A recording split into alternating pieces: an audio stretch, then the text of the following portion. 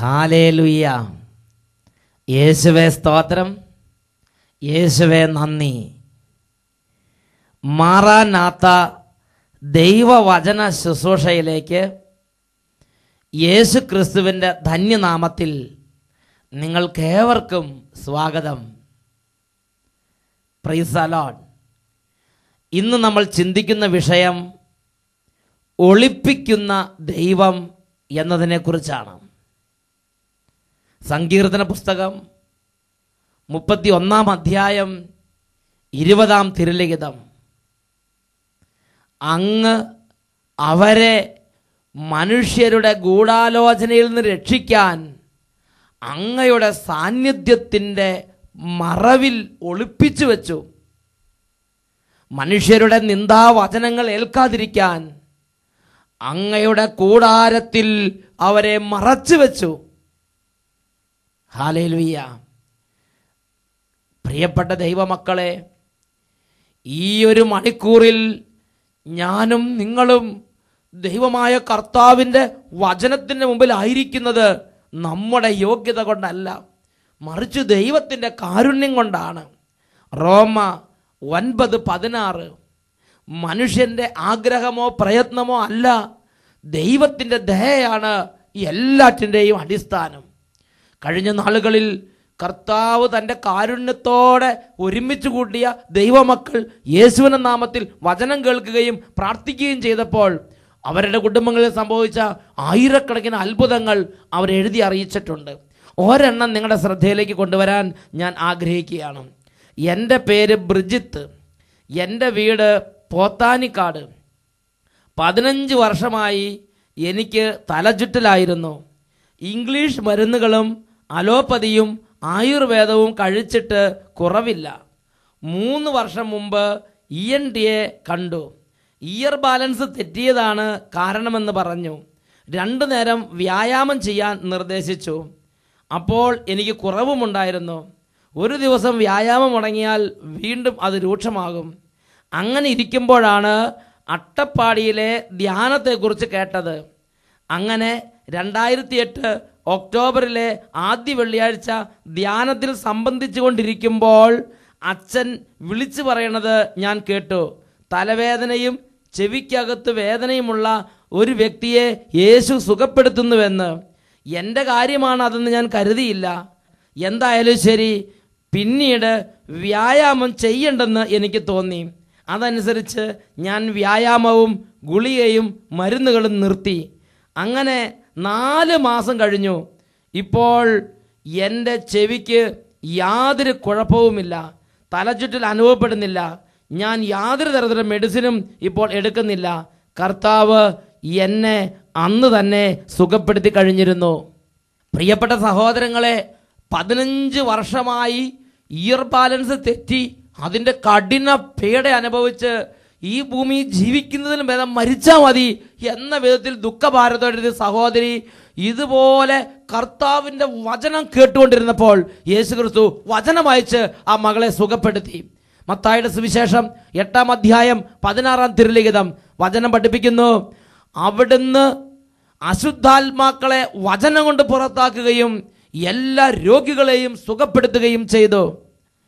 യെശയ്യാ പ്രവാചകന്റെ പുസ്തകം 42 അധ്യായം 6-7 തിരുലിഖിതങ്ങൾ. ഞാൻ നിന്നെ നീതി സ്ഥാപിക്കാൻ വിളിച്ചു, ഞാൻ നിന്നെ കൈക്ക് പിടിച്ച് നടത്തി സംരക്ഷിച്ചു.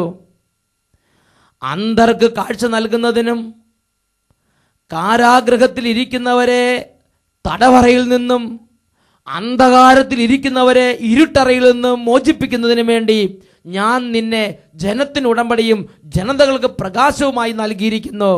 ഞാനാണ് കർത്താവ്, അതാണ് എൻ്റെ നാമം. ഓ ദൈവമേ, ഈ നിമിഷം സ്വർഗത്തിൽ നിന്ന് ഇടിമിന്നൽ പോലെ അങ്ങയുടെ അത്ഭുതകരമായ ശക്തി വ്യാപരിക്കട്ടെ കർത്താവേ. തകർന്നിരിക്കുന്ന കുടുംബങ്ങൾ കഠിനമായ രോഗബാധകളാലും പൈശാചിക പീഡകളാലും ദുഃഖഭാരത്താലും തകരുന്ന കുടുംബങ്ങൾ ഇപ്പോൾ യേശുവേ അങ്ങയുടെ അത്ഭുത നാമത്തിൽ വിടുതൽ പ്രാപിക്കട്ടെ. മത്തായിയുടെ സുവിശേഷം 8-ാം അധ്യായം 16-ാം തിരുലിഖിതം, അവിടുന്ന് അശുദ്ധാത്മാക്കളെ വചനം കൊണ്ട് പുറത്താക്കുകയും എല്ലാ രോഗികളെയും സുഖപ്പെടുത്തുകയും ചെയ്തു. ഓ ദൈവമേ, ഇപ്പോൾ അങ്ങയുടെ വചനത്തിന്റെ ശക്തിയാൽ അശുദ്ധാത്മാക്കൾ കുടുംബങ്ങളിൽ നിന്ന് വിട്ടുപോകട്ടെ. അനുസരണക്കേടിന്റെ, താന്തോന്നിത്വത്തിന്റെ, എതിർപ്പിന്റെ, വിമത സ്വഭാവത്തിന്റെ, വിശ്വാസരാഹിത്യത്തിന്റെ, ഹൃദയ കാഠിന്യത്തിന്റെ എല്ലാ ദുഷ്ടാത്മഭൂതങ്ങളും യേശുവിന്റെ നാമത്തിൽ കുടുംബങ്ങളിൽ നിന്ന് വിട്ടുമാറി പോകട്ടെ. Hallelujah, hallelujah, hallelujah, hallelujah. മത്തായിയുടെ സുവിശേഷം 8-ാം അധ്യായം 7-ാം തിരുലിഖിതം, ഞാൻ വന്ന് അവനെ സുഖപ്പെടുത്താം. യേശു അവനോട് പറഞ്ഞു, ഞാൻ വന്ന് അവനെ സുഖപ്പെടുത്താം. ഓ ദൈവമേ, ഓ കർത്താവേ, ഓ യേശുവേ, ഇപ്പോൾ ഭവനങ്ങളിൽ രോഗികളായി കിടക്കുന്ന ഓരോരുത്തരുടെ അരികിലേക്ക് അവിടുന്ന് വരണമേ, സൗഖ്യം നൽകണമേ.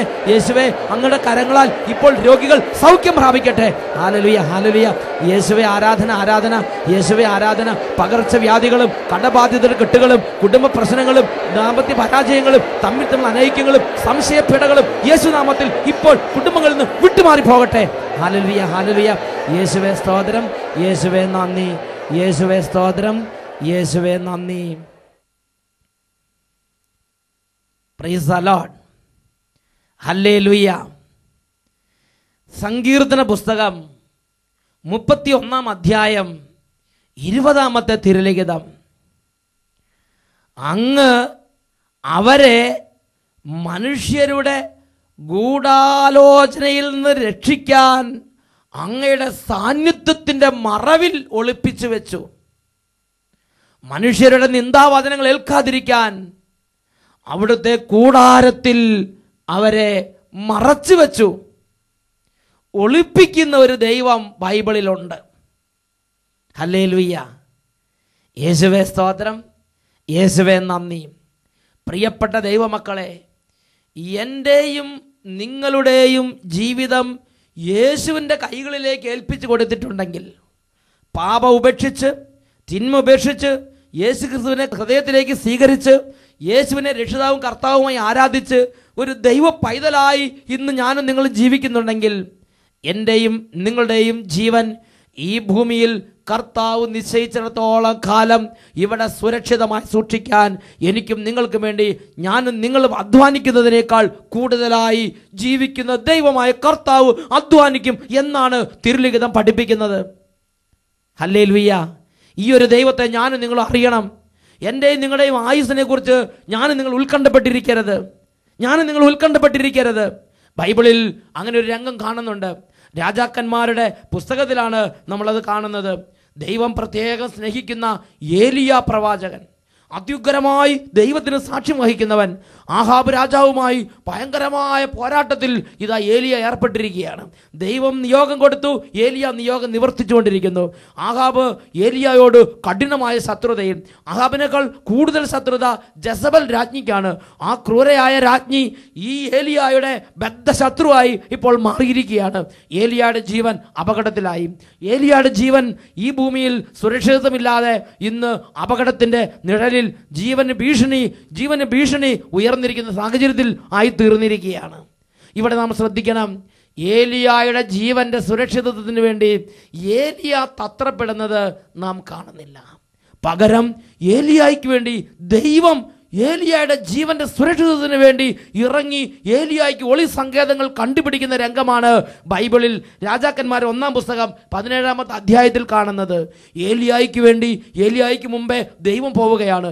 ഏലിയായ്ക്ക് സുരക്ഷിതമായി പാർക്കാൻ, ആരും കാണാതെ പാർക്കാൻ, ഒളിച്ചു പാർക്കാൻ ഏലിയായ്ക്ക് വേണ്ടി ഒളി സങ്കേതങ്ങൾക്കായി. രാജാക്കന്മാരുടെ 1-ാം പുസ്തകത്തിൽ 17-ാം അധ്യായത്തിൽ 2 മുതൽ 4 വരെയുള്ള തിരുലിഖിതങ്ങൾ, കർത്താവ് ഏലിയായോട് അരുളി ചെയ്തു, നീ പുറപ്പെട്ട് യോർദാന് കിഴക്കുള്ള കെരീത്ത് അരുവിക്ക് സമീപം ഒളിച്ചു താമസിക്കുക. നിനക്ക് അരുവിയിൽ നിന്ന് വെള്ളം കുടിക്കാം. ഭക്ഷണം തരുന്നതിന് കാക്കകളോട് ഞാൻ കൽപ്പിച്ചിട്ടുണ്ട്. അവൻ കർത്താവിൻ്റെ കൽപ്പന അനുസരിച്ച് കെരീത്ത് താഴ്വരയിൽ അരുവിക്ക് സമീപം ചെന്ന് പാർത്തു. കാക്കകൾ രാവിലെയും വൈകുന്നേരവും അവന് ഭക്ഷണം കൊടുത്തു. അവൻ അരുവിയിൽ നിന്ന് വെള്ളം കുടിച്ച്. പ്രിയപ്പെട്ട ദൈവമക്കളെ ശ്രദ്ധിക്കുക, ഏലിയായുടെ ജീവൻ ആഹാബ് രാജാവിൻ്റെയും ജസബൽ രാജ്ഞിയുടെയും ശത്രുതയ്ക്ക് പാത്രമായപ്പോൾ, ആ ജീവൻ അപകടം വരുമെന്ന് കണ്ടപ്പോൾ ഏലിയായ അല്ല ഏലിയായ്ക്ക് വേണ്ടി ഒളി സങ്കേതം കണ്ടുപിടിച്ചത്. ദൈവം ഏലിയായെ ഒളിപ്പിക്കുകയാണ്. ഏലിയായുടെ ജീവൻ ഈ ഭൂമിയിൽ നിലനിൽക്കാൻ വേണ്ടി ദൈവമാണ് ഏലിയായ്ക്ക് വേണ്ടി കാര്യങ്ങൾ ക്രമീകരിച്ചുകൊണ്ടിരിക്കുന്നത്. അങ്ങനെ ഏലിയായോട് ദൈവം പറയാണ്, നീ പോയി കെരീത്ത് അരുവിയുടെ തീരത്ത് പാർക്കുക. അവിടെ നിനക്കായി ഒളി സങ്കേതം ഞാൻ ഒരുക്കിയിട്ടുണ്ട്. അവിടെ നിനക്കായി ഭക്ഷണം തരാനുള്ള ക്രമീകരണം ഞാൻ ചെയ്തിട്ടുണ്ട്. അവിടെ നിനക്കായി വെള്ളം കുടിക്കാനുള്ള ക്രമീകരണം ഞാൻ ചെയ്തിട്ടുണ്ട്. എല്ലാം നമുക്ക് വേണ്ടി നാം ചിന്തിക്കുന്നതിന് മുമ്പ് തന്നെ ചിന്തിച്ച് ഒരുക്കുന്നവനായ ദൈവം വീണ്ടും കുറെ നാൾ കഴിഞ്ഞപ്പോൾ അവിടുന്ന് ഒളി സങ്കേതം മാറ്റി താമസിപ്പിക്കുകയാണ്. അതാണ് രാജാക്കന്മാർ 1-ാം പുസ്തകം 17-ാം അധ്യായം 8ഉം 9ഉം തിരുലിഖിതങ്ങൾ. കർത്താവ് ഏലിയായോട് പറഞ്ഞു, നീ സീദോനിലെ സറാഫാത്തിൽ പോയി വസിക്കുക. അവിടെ നിനക്ക് ഭക്ഷണം തരുന്നതിന് ഞാനൊരു വിധവയോട് കൽപ്പിച്ചിട്ടുണ്ട്. നോക്ക്, ഇടയ്ക്കിടയ്ക്ക് ഒളി സങ്കേതങ്ങൾ മാറ്റി മാറ്റി താമസിപ്പിക്കുന്ന ദൈവം. ആഹാബ് രാജാവ് ഏലിയായെ കണ്ടുപിടിക്കരുത്, അതിനുവേണ്ടി ദൈവം തന്നെ ഒളിപ്പിക്കുന്ന രംഗമാണ് രാജാക്കന്മാർ 1-ാം പുസ്തകത്തിൽ 17-ാമത്തെ അധ്യായത്തിൽ കാണുന്നത്. അങ്ങനെ സെറാഫാത്തിൽ പോയി വിധവയുടെ സംരക്ഷണത്തിൽ വിധവ ഭക്ഷണം കൊടുത്ത് ഏലിയ അവിടെ സുരക്ഷിതനായി വസിക്കുകയാണ്. പ്രിയപ്പെട്ട സഹോദരങ്ങളെ, ഈ കാലഘട്ടത്തിൽ എന്തിനാണ് ദൈവം ഇതുപോലെ കഷ്ടപ്പെട്ട് കെരീത്ത് അരുവിയുടെ തീരത്തും സെറാഫാത്തിൽ വിധവയുടെ ഭവനത്തിലെല്ലാം കൊണ്ട് ഒളിപ്പിച്ചത്? എന്തിനു വേണ്ടിയിട്ടാണ്? കാരണമുണ്ട്. അത് നമ്മൾ വായിക്കുന്നത് രാജാക്കന്മാർ 1-ാം പുസ്തകത്തിൽ 18-ാമത്തെ അധ്യായത്തിൽ 10-ാമത്തെ തിരുലിഖിതത്തിലാണ്. ഏലിയ ഒരു നാൾ ഇതാ കർത്താവിന്റെ നിർദ്ദേശപ്രകാരം പുറത്തു വരികയാണ്. പുറത്തു വന്നപ്പോൾ രാജസേവകനായ ഒബാദിയായെ കണ്ടുമുട്ടി. ഒബാദിയ ഏലിയായോട് ചോദിച്ചു, ഇത് ഏലിയ തന്നെയല്ലേ? ഏലിയ പറഞ്ഞു, അതെ അതെ, ഞാൻ ഏലിയ തന്നെ. നിന്റെ രാജാവിനോട് പറയുക, ഞാൻ ഇവിടെ ഉണ്ടെന്ന് പറയുക. പ്രിയപ്പെട്ട സഹോദരങ്ങളെ നോക്കുക, നല്ല ധൈര്യത്തോടെ നിൽക്കുന്ന ഏലിയായെയാണ് കാണുന്നത്. ഏലിയയുടെ ജീവൻ വേട്ടയാടാൻ വേണ്ടി ജെസബൽ രാജ്ഞിയും ആഹാബ് രാജാവും തത്രപ്പെട്ട് പണിയെടുത്തുകൊണ്ടിരിക്കുകയാണ്.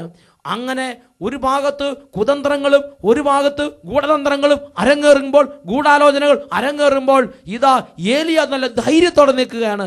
നിന്റെ രാജാവിനോട് പോയി പറയുക, ഇതാ ഏലിയ ഞാൻ ഇവിടെ തന്നെയുണ്ട്. നോക്കുക, ദൈവം സംരക്ഷിക്കുന്ന ജീവന്റെ ബലം. ഹല്ലേലൂയ! ദൈവത്തിന്റെ സംരക്ഷണം, ദൈവത്തിന്റെ പരിപാലന, ദൈവം നടത്തും. ഇത് ബോധ്യമുള്ള ഏലിയ ധൈര്യത്തോടെ നിൽക്കുകയാണ്, ചങ്കുറപ്പോടെ നിൽക്കുകയാണ്, ഭയമില്ലാതെ നിൽക്കുകയാണ്, ഉത്കണ്ഠയില്ലാതെ നിൽക്കുകയാണ്. ഹല്ലേലൂയ!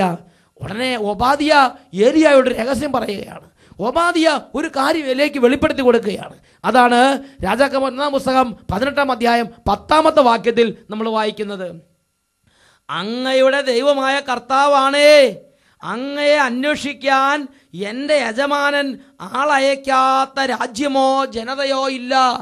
എല്ലാ രാജ്യങ്ങളിലേക്കും എല്ലാ ജനതകളുടെ ഇടയിലേക്കും എല്ലാ ജാതികളുടെ ഇടയിലേക്കും എല്ലാ മുക്കിലും മൂലയിലും ഏലിയായെ അന്വേഷിക്കാൻ വേണ്ടി, ഏലിയായെ കണ്ടുപിടിക്കാൻ വേണ്ടി ഇതാ രാജാവ് ദൂതന്മാരെ അയച്ചിരിക്കുകയാണ്. പട്ടാളത്തെ നിയോഗിച്ചിരിക്കുകയാണ്. അതിന് പറ്റിയ സ്ക്വാഡുകളെ നിയോഗിച്ചിരിക്കുകയാണ്. കമാൻഡോകളെ നിയോഗിച്ചിരിക്കുകയാണ്.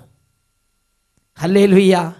ഹല്ലേലൂയ! നോക്ക്, ഏലിയായുടെ ജീവനെ വേട്ടയാടാൻ രാജാവ് ആയിരക്കണക്കിന് ആൾ എല്ലാ മുക്കിലേക്കും മൂലയിലേക്ക് അയച്ചിരിക്കുകയാണ്. പക്ഷേ ആർക്കും കണ്ടുപിടിക്കാൻ പറ്റാത്ത ഒരു തരി രഹസ്യം പോലും വെളിപ്പെട്ട് കിട്ടാത്ത വിധം ഏലിയ സുരക്ഷിതനായി അവിടെ തന്നെ പാർക്കുകയാണ്. ഹല്ലേലൂയ! നോക്ക്, രാജാവിൻ്റെ കോപത്തിൻ്റെ മുമ്പിൽ ദൈവം ഏലിയായെ തൻ്റെ മറവിൽ ഒളിപ്പിച്ച് സംരക്ഷിക്കുന്ന കാഴ്ചയല്ലേ രാജാക്കന്മാർ 1-ാം പുസ്തകത്തിൽ 17-18 അധ്യായങ്ങളിൽ കാണുന്നത്? കാരണം ഈ ഏലിയായെ വേട്ടയാടി പിടിക്കാൻ രാജാവ് ദൂതന്മാരെ അയച്ച് ശമ്പളം കൊടുത്ത് മാസക്കണക്കിനായി അയച്ചിരിക്കുകയാണ്. ഇന്ന് വരെ ആർക്കും ഒരു തരിവ് വിവരം പോലും ഏലിയായെ കുറിച്ച് കിട്ടിയിട്ടില്ല. ഏലിയ അവിടെ സുരക്ഷിതനായി നട്ടലെ നിവർത്തി നിൽക്കുകയാണ്. ഹല്ലേലൂയ! അതാണ് സങ്കീർത്തന പുസ്തകം 31-ാം അധ്യായം 20-ാം വാക്യത്തിൽ നമ്മൾ വായിച്ചത്.